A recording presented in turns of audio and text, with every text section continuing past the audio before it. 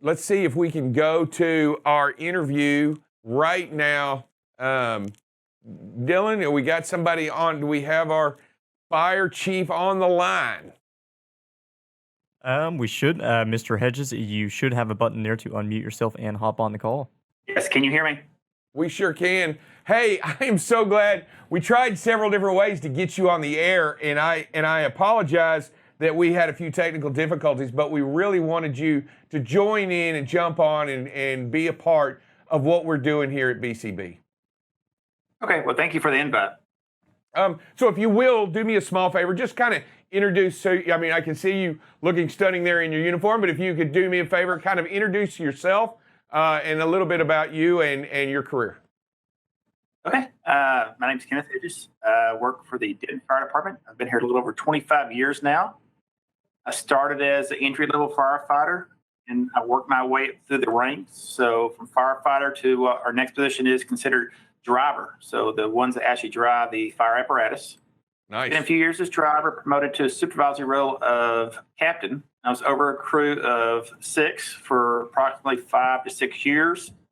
Next step in my career path was promotion to battalion chief. So I promoted to battalion chief in 2008.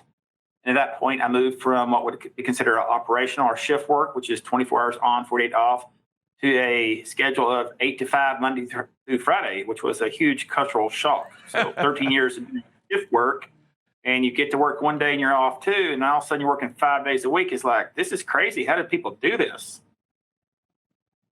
So I spent several years, 2 years as battalion chief. Then I was appointed in 2010 as assistant fire chief over operations. So I was over 7 of our fire stations. Remained in that position for quite some time, for 8 years. And our fire chief retired, and they did a nationwide search, and I was selected as the next fire chief for the city of Denton, and I'm the first internal appointee. In other words, previous past fire chiefs they had appointed from outside, so what we consider outside our fire department. I was the first one since the 1950s. So I'm very proud of that, to be what I consider kind of an internal homegrown fire chief. And in that time there in Denton, you've spent almost your entire, I guess you've spent all of your fire time, from what it sounds like, there in Denton doing what it is you love to do, and with all the people that you do it. You should be honored to be awarded that position within the department. It's exciting to hear that. What is it? Homeboy makes good, right? Pretty much. I grew up 45 miles north of Denton in a small town called Wattsboro. I actually grew up on family farm, so it's interesting as far as, I believe, it spawned me some questions as far as what might be asked today, and it's like talking about the trucking industry, and it's like I started putting some thought into it. It's like, it's funny because I grew up on a family farm where that's what we utilized to haul our wheat and peanuts was a old Kentworth that was converted with a dump truck, and then attended college after graduation, and during 2 different summers, I returned back to this area, and I actually worked part-time at the Denton Peterbilt plant, actually building trucks for 2 different summers. So it's kind of funny. You look at your background, it's like, well, there's probably more associated with the trucking industry in my background than probably the average person that's not actually in that field. Well, you know what? That's awesome, and I do know that Peterbilt plant's still there up in Denton. It's a very well sought after truck that comes off the line. You know that, right? And people come from all over just to get trucks out of that plant. So that's interesting, and that you actually work there. That's a pretty cool place, and it's grown, I think, substantially, probably even since you worked there, right? Yes, correct. How they really do on production is how many trucks that they say how many they produce a day, but how they used to quantify that is there was different places, parts of the plant. So I was back where the frame still came into the plant. We'd lay down the clamps for their air lines, electrical lines, and they'd be upside down at that point. And then the axles would actually be placed, and they have a machine that would grab that entire truck frame and then roll it over onto the main assembly line. Wow. So the number of trucks they rode per day, that's how many they said they produced per day. So that's very interesting. Say, at that point, I think we were doing 35 to 40, but now with 2 shifts, they're doing, I think last thing I heard, they're doing over 100 trucks per day. Isn't that amazing? Yeah. All right, so let me just tell you a little bit about why we called you on the air First of all, I know that we've had a little bit of conversation with you, but I just kind of want for everybody listening today, you know, we have a driver audience and we have a lot of people in the industry audience, and we are BCB, and our first name in our company is Be Safe, Communicate, and Be on Time. That's what BCB stands for. And first and foremost is be safe. And the primary reason for our show, the primary reason for what it is we do is to make sure that we always, and in consideration that we set not only a priority, but a value on protecting life in every decision that we make on the road, every decision that we make off of the road, and every decision we make even back here in the office. So what we're doing here is protecting life. And we find, I think a lot of those values fallen a little bit along the line in which you've taken an oath to do so well. And we want to try to emphasize that same passion, that same belief into our drivers and into the industry as a whole, and not just one company or not just one or two drivers, but throughout the industry. And let me tell you, I listened to the Channel 8 story on WFAA, and I heard your plea and I heard your cry for, a safety message. And I think that's why you're here. Why don't you go into a little bit about what transpired and why you were on Channel 8? I'm just going to leave that story to you. Okay, I appreciate it. I don't know if you're going to be able to show the video or not. So we have the video, and I believe y'all sent it to us. And if you'll let us play that, you want us to play that, and you kind of walk us through that as we play it. Can he do that? Yeah, okay. Yeah, let me cue it just a little bit here. So on Monday night, August 2nd, I believe, around 11:40 at night, we had crews respond to just a very small grass fire. So in between the main lanes and service road of Interstate 35 here north of the city of Denton. Very small grass fire. Anytime we're out on roadway, especially with high speed and it's any type of response, we always send additional crew we use as blockers. And I'm sure your drivers are aware of this. So if you see two fire trucks, one is primarily assigned to the work. The second one is just protecting that work site and our employees. So it's very normal to see that as far as having a blocking unit. We try to position upstream far enough at an angle that we're guiding drivers away from the accident scene. Right. So if we want to kind of go ahead and cue up the video, I'll kind of walk through it at this point also. So what you see right here is, can you stop the video? Yeah. Okay. So the dash cam you're seeing right now is from our battalion chief vehicle. So we actually just have installed cameras within the past 6 months, really for training purposes. Anytime the emergency lights come on, the camera goes live also. This is the same type of cameras that police officers use in their patrol cars as well. Nice. So this is still kind of a new technical feature to our department. So luckily, our battalion chief just happened to go on this call because this is not normal for him or her to go on just a very small incident. So you see the mile marker right there. We're coming into the southbound lane into the city of Denton. So coming from the north, going southbound on I-35 into the city of Denton. Behind you, what you don't see is very level ground. There wasn't many hills at that point, so it wasn't where you could crest a hill and all of a sudden you run into our emergency scene. So behind this camera view, we had two different full-size fire trucks. We had a primary one, and then we had a secondary one that the crew was actually helping extinguish a small fire. And what you see right here is a small brush truck. So anytime we have small grass fires, these trucks carry less water. They're more agile, able to get drive through ditches, various things of that nature as well. So where you're seeing them actually pull out, the scene is done. The fire's out. The crew has cleaned up, what we call mop up, and they're done. So they're getting ready to head back to the quarters. Right to the left of that mile marker sign, you'll see a black area. So that's a small fire we're talking about. And right there, I want to highlight is, I don't think we have on this video, but before this, a few seconds before this video started, we had 5 personnel standing in that exact spot. So there was 5 people talking behind that brush truck being protected by 2 different fire trucks upstream. So, I mean, we've always envisioned that's about as safe as you can get. So they were talking, they were about to disperse. They did. We had 2 people get in this truck, brush truck.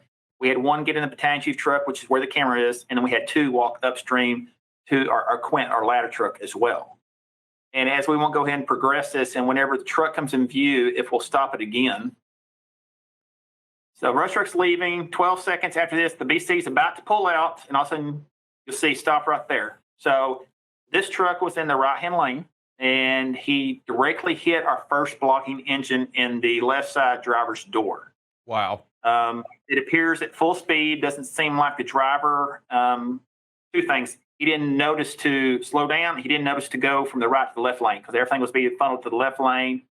We have video before this that shows all the other traffic had slowed down and was just barely crawling by this incident scene also.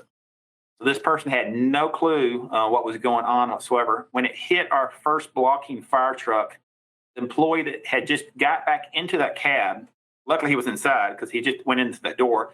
He had not had time to reconnect his seatbelt. So the impact from this truck knocked him from the driver's side seat over the engine doghouse compartment over into what we call the captain's seat, which would be the passenger side. Wow. Now he was uninjured, but just due to the mechanism of the hit, we went ahead and had transfer him to the hospital just for evaluation. He's fine, just very, very sore. So very lucky there.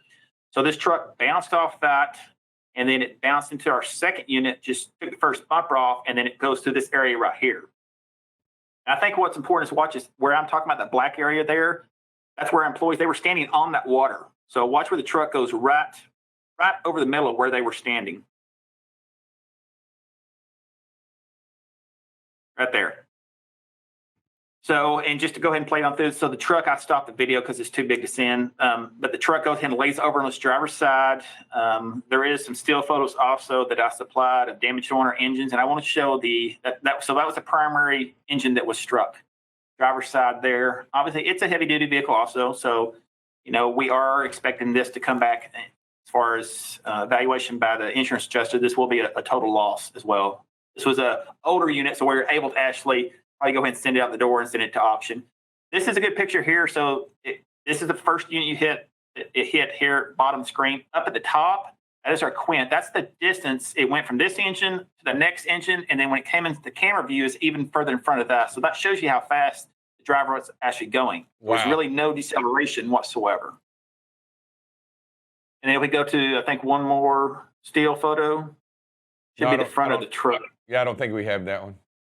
Okay, I'm sorry. So I think it was on one of the news channels. So I sent the picture. The whole front of the truck was crushed in when it hit the embankment, and the truck driver had to be extricated. So our crews did a very good job of almost being victims to immediately pivoting and once again delivering emergency services. So our battalion chief on that video, you could hear him.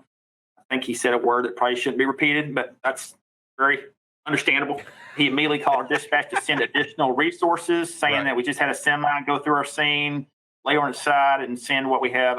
We have a rescue truck with heavier extrication tools. I got you. Jaws of life, right? Jaws of life, maybe. Yes, correct. Yeah, there's different sizes of those. We have one set we have a set on every fire truck, but we have one set that's a lot heavier duty, designed for tractor trailers. Nice. So they were dispatched, additional ambulances were dispatched. They were able to extricate the driver, and they transported him to a local hospital in critical condition with head injury. They did actually tear open a saddle tank. So we had an active fuel spill and a hazmat incident that we also we cover the hazardous materials response for the city. So we had to deploy our hazmat team. And the interesting thing also, I don't know if the news channel spoke about it or not, but in the backup from this wreck, there was another tractor trailer that just had been stopped in queue in the stack, waiting to get through. A passenger vehicle did not pay attention again and ran into the back of that tractor trailer. Oh my and goodness. We had to again respond to that incident, which that patient was in critical condition. And then I think later, at the later point, was charged with DWI also. So it's just, to have such a small grass fire equate to such a huge chain reaction of events. And what you saw from the video is we went from just a normal response on interstate to almost having to communicate 5 fatalities to family members over something so small. And I think when Channel 8 approached us, myself and the police chief here, was really just to kind of plea for people to pay attention. We know there's cell phones. We know there's distracted drivers. There's probably more now I've ever seen in my career. It used to be the DWIs. Well, now you only really see them more, late hours, early morning. Now it's just the phones. That's where everybody's distracted. So we went from a small incident to the point that we very well could have had 5 different funerals for employees that were really just out there doing their job. Did your people on the scene, and they watched, of course they were there, and I'm sure they went back and watched the video. What were their genuine reactions to all this, having seen what transpired immediately upon their departure? Well, they didn't have much time, in the beginning because you still have the immediate adrenaline rush being dumped into your system because you just was about hit. And I don't know if that brush truck, I didn't get to talk to them directly. I talked to their supervisor, but they didn't immediately know that a truck came in behind them. They had Right. pulled off, turned off the emergency lights. They were starting to go back into town. And when they heard the radio traffic, they looked in the rearview mirror and it's like, what the heck's going on behind us? And they don't realize they just barely missed by 12 seconds from being, hit by the tractor trailer as well. I think we talked about this internally as far as administration on, what I said on Channel 8. Our number one job is to protect our employees. That's it. I mean, we cannot deliver good customer service to our residents, our citizens, our tourists if we put ourselves in harm's way. There's a certain degree of harm's way with the job. That's just, everybody knows how to manage that and a risk versus benefit analysis.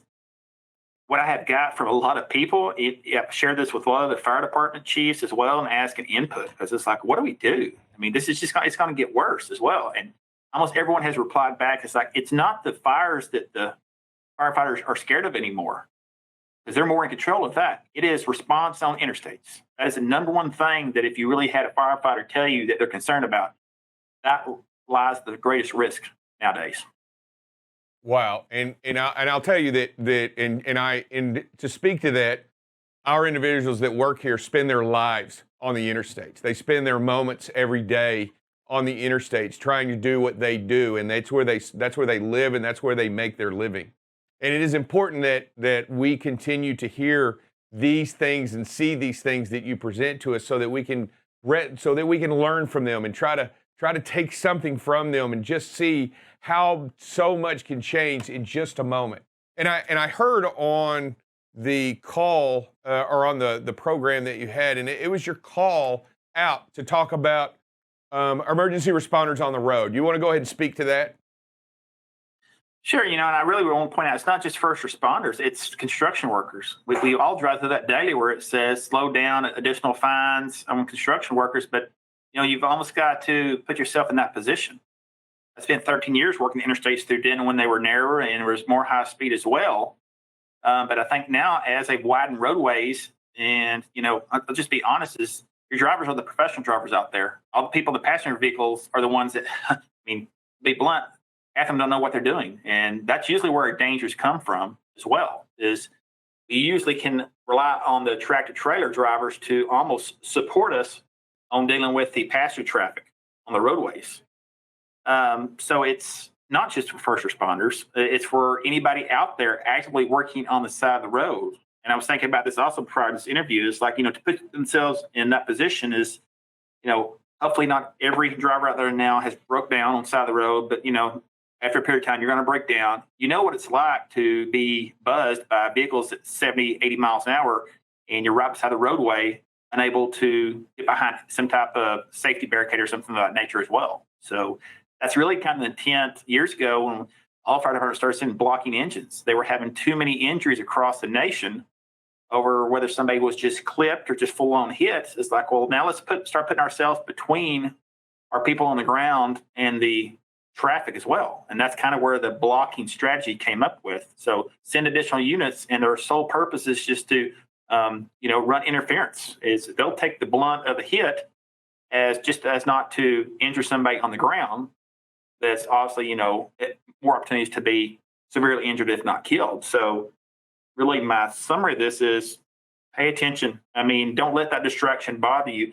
The emergency lights are there for a reason. It's funny, we've got complaints that our lights are too bright. Well, there's a specific reason why they're bright. We want to catch your eye and catch the attention of anybody around. And the first thing you do is we get that attention and then you react.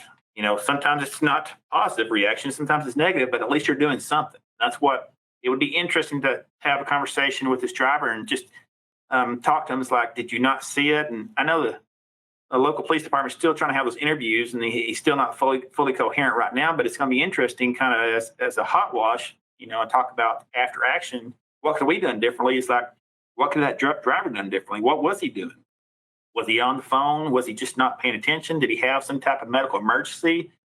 Just a lot of unanswered questions right now, but it kind of goes back to what can I do to protect our employees? And it's like, I think what we had laid out that night was really, honestly, the best thing we could put in place. We had a close call. Luck was on our side for that night, but on average, you don't expect a full-size tractor trailer to hit you at full speed without merging over to an alternate lane. So, like I said, I put this out there. Numerous different colleagues and peers. It's like, what would you done differently? And they all pretty much came back and said, what can you do differently? You did just about everything you possibly can other than just don't respond. Or alternatives, you shut the entire roadways down. And we really did not try to do that. We understand that people still need to get from point A to point B. We might slow you down some for our safety, but it's never our ultimate goal is just shut down a roadway unless it's absolutely needed. And Chief, and to speak to that, I think the only thing that we can truly do differently is further educate the public in seeing these kinds of things and the reality of the dangers that not only you face, but that each of us face out there on the road, and what we can do differently to ensure that these kinds of things don't happen. And we believe here that by doing and by talking about it and bringing it to the attention of everybody and getting the word out and having people like you step forward, showing us these examples of the dangers that are there, I think that truly is the one thing that we can do differently. I think that without this tool, and without this message that you present, it's just going to continue to happen if we don't get the word out, right? If we don't let people know and let people see, because the images that you gave us in this video, they're striking and they're very real, and they bring home how much momentum and how much mass there is behind these trucks. There's not anything going to get in their way. Even 2 fire trucks can be knocked aside and be pushed into and get through rather quickly, as you could see from the video. And what we want to try to do is make sure that we hear what you're saying and appreciate your concern and do everything that we can to be better at what we do so that we can help you out there on the road as well and help slow traffic and help do the things that we can do out there and better educate our people and better educate the general public as a whole. I want to thank you for coming on. I want to thank you for giving us this information and walking us through this. I think it's a great lesson for us. And I think it's a great message that we have for everybody. I do appreciate your time. I know you're a very busy individual, but thank you so much for coming on. Oh, thank you. And thanks for sharing the message. And, really the point on the video is sharing that with the media and a press release is that's just it. We want to really show how impactful this event very well could have happened. So you hear it in words, but you see that visual image of how fast the Absolutely. truck was going through that scene, and literally the exact same spot. I had 5 personnel standing. That was a surreal feeling when I saw that video the first time. I looked at everybody, like, we just about had to deal with funerals this week. Instead of now we're just getting to deal with lessons learned. So I appreciate you taking the time to actually address this also. All right, thanks, Chief. And you know what? Maybe we'll be in contact soon about stuff further in the future. And we do appreciate not only your service to what you do, but thank you for your time and thank you for everything that you do for the community as a whole. Appreciate you, sir. Thank you, sir. Bye-bye. All right, everybody, and as soon as we come back, that is the interview with the Fire Chief of Denton to bring us the information. We appreciate their time. We appreciate the work that they do. Fantastic individual and a fantastic message for us. And with that, when we get right back, we're going to go ahead and jump right into safety with Buckle Up Bob and Dale.